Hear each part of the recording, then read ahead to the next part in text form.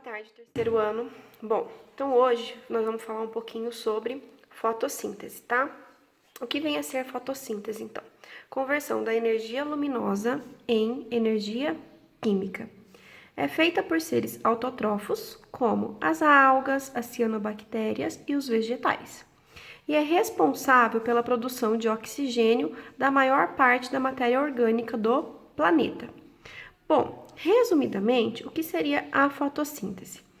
Gás carbônico mais água na presença da clorofila, ou seja, lá nas folhas dos vegetais, onde tem o pigmento verde, ou em caules, quando é um cacto, por exemplo, então é onde está a clorofila, tá? Na presença de luz solar, vai produzir os glicídios mais o oxigênio. Entre os glicídios, o mais conhecido que nós temos é a glicose, tá? Bom, produz a partir disso, então, os ácidos nucleicos, as proteínas, os lipídios e também faz reserva na forma de amido, ok? Outra coisa, então, que a gente tem que ter em mente quando a gente fala em fotossíntese. Ela ocorre nos cloroplastos, que é a organela que possui clorofila, tá? Essa aqui é a estrutura do meu cloroplasto, tá? O cloroplasto, então, ele tem uma membrana externa, ele tem uma membrana interna e é preenchido por uma substância gelatinosa chamada estroma, tá? Esses gominhos que a gente tem são os grânulos. Cada grânulo é formado por uma pilha de tilacoides e dentro do tilacoide a gente tem a clorofila, que é onde vai ocorrer a fotossíntese, tá? Bom, as regiões que possuem clorofila são chamadas de fotossistema. Bom, na membrana do tilacoide acontece 3 fatores que é muito importante, tá? Então ocorre a absorção de luz, ocorre transporte de elétrons e também produção de energia na forma de ATP. No estroma vai ocorrer a fixação do carbono e a produção dos glicídios, como nós vimos aqui atrás, entre eles o mais importante que nós temos aí, a glicose, tá? Então, o que nós falamos? Que a fotossíntese ocorre em seres autótrofos, que vai utilizar o gás carbônico mais a água para produzir glicídios mais oxigênio na presença de clorofila e luz solar, né? Que a partir da fotossíntese a gente consegue produzir os ácidos nucleicos, as proteínas, os lipídios e também fazer uma reserva na forma de amido, que ocorre nessa organela importantíssima que tem material genético próprio, chamado cloroplasto, que na membrana do tilacoide ocorre a absorção de luz, transporte de elétrons e produção de ATP, e no estroma vai ocorrer a fixação do carbono e a produção dos glicídios, ok? Bom, então como é que acontece essa fotossíntese, tá? Então a fotossíntese é dividida em 2 etapas, a etapa clara e a etapa escura, tá? Na etapa clara, ocorre a fotólise da água e a fosforilização. Essa fotofosforilação, ela pode ser acíclica ou ela pode ser cíclica. Eu vou representar primeiro aqui para vocês a fosforilação acíclica, tá? O que acontece nessa fosforilação acíclica? Bom, quando a energia luminosa, ela chega na clorofila do fotossistema 2, tá? Esse fotossistema aqui, ele tem a clorofila P680. O que é esse P680?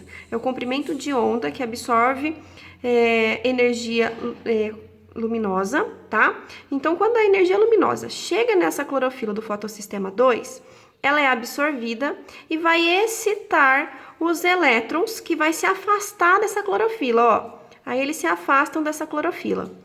Quando esses elétrons começam a perder a energia, o que acontece? Por causa da falta de luz, né, que eles perdem energia, eles retornam para o fotossistema 1.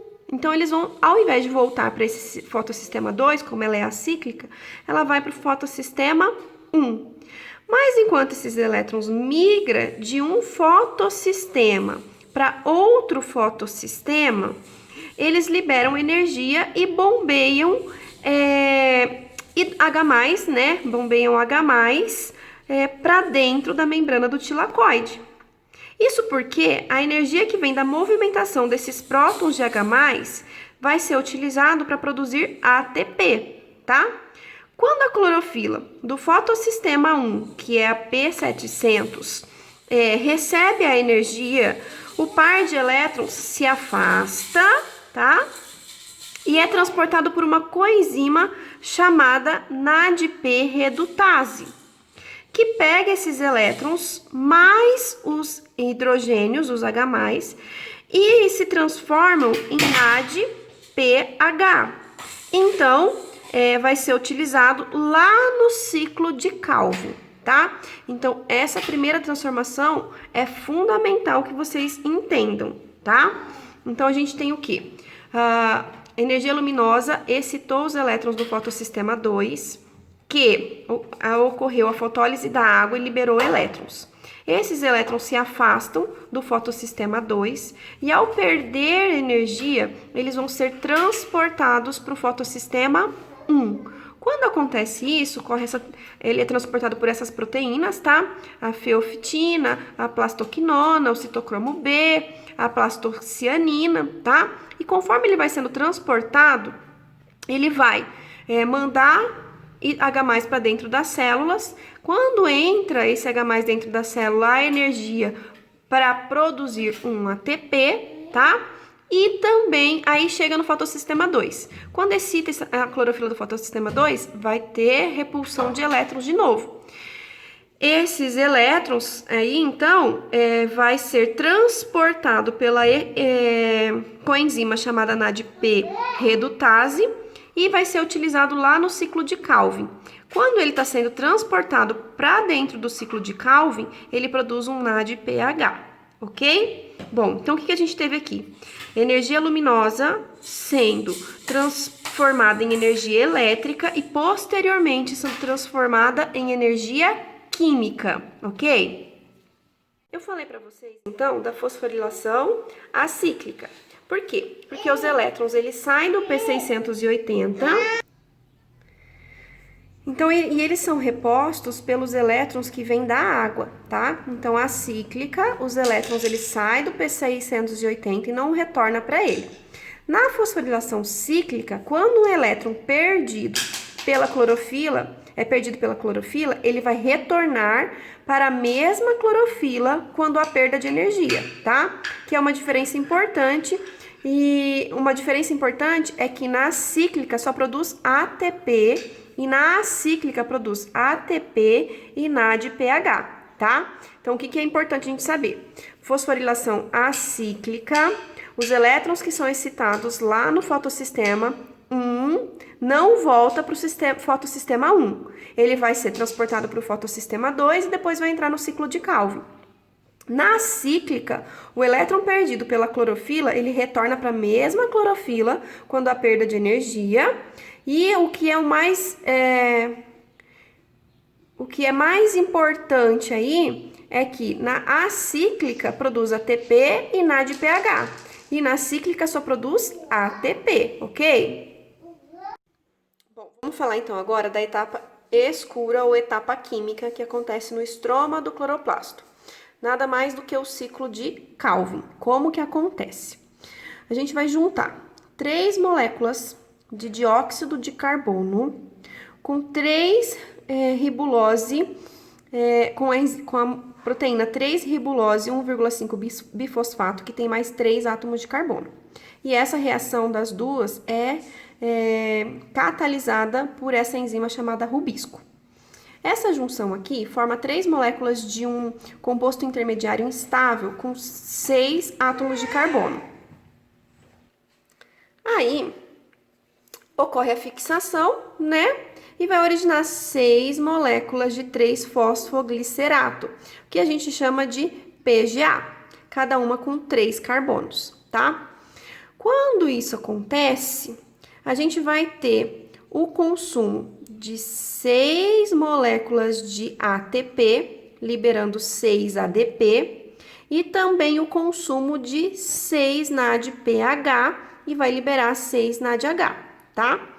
Essas 6 moléculas de fosfoglicerato, PGA, elas vão ser convertidas em 6 moléculas de gliceraldeído 3-fosfato, tá? Bom, o que vai acontecer aqui? Dessas 6 moléculas, uma molécula é usada para síntese de açúcares, amidos, aminoácidos e ácidos graxos, e a glicose vai ser utilizada na respiração celular para a produção de ATP, como a gente viu anteriormente. Bom, uma molécula vai ser utilizada. Bom, uma molécula foi utilizada, como a gente viu aqui. As outras 5 moléculas continuam no ciclo, tá? Elas continuam no ciclo. E aí, quando ela volta lá para formar de novo a 3-ribulose 1,5-bifosfato com 3 átomos de carbono. Quando ela faz isso, ocorre a liberação aqui de 3 moléculas de ATP, ok? Bom, então etapa química, porque ocorre na ausência de luz, mas totalmente dependente da etapa clara, porque se não ocorrer a etapa clara, não vai ocorrer a etapa escura, tá? Então, a gente teve aqui a junção de 6 átomos de carbono, formando moléculas intermediárias, tá? Ocorre a fixação desse carbono e vai formar o 3-fosfoglicerato, que é o PGA. Vai consumir 6 ATPs e 6 NADPH e vai formar 6 moléculas de gliceraldeído 3-fosfato. Uma molécula produz açúcar, amido, aminoácidos e ácidos graxos, glicose que vai ser utilizada lá. A glicose, então, que é utilizada lá na respiração celular para a produção de ATP, para manutenção do metabolismo de todos os seres vivos, né? E as outras 5 moléculas continuam no ciclo até que ela retorne e forme de novo a 3-ribulose 1,5-bifosfato e depois vai estar pronta para receber mais 3 moléculas de dióxido de carbono e esse ciclo vai continuando, tá? Bom, resumidamente, o que a gente tem aqui? Luz, energia luminosa, reações que ocorrem no claro, né?